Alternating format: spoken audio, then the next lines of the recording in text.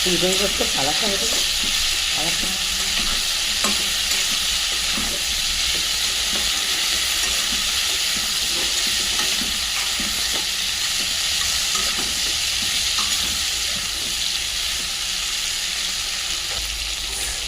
ফুলকপি পোস্ত করবো, এতে আলু দেবো না, শুধু ফুলকপির পোস্ত।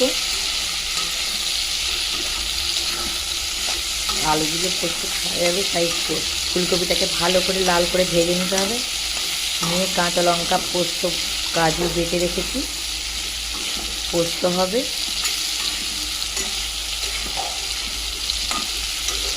এখানে পোস্ত বাটা আছে, পোস্তটাতে একটু জল দেবো, দিয়ে দেবো। এবার পোস্তটা দিয়ে দেবো, এটা ধুয়ে আর একটু জল দেবো।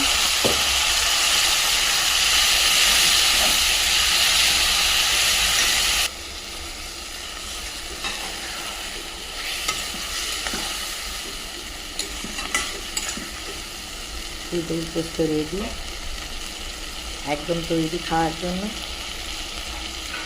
রুটি দিয়ে ভাজিয়ে দুর্দান্ত লাগবে।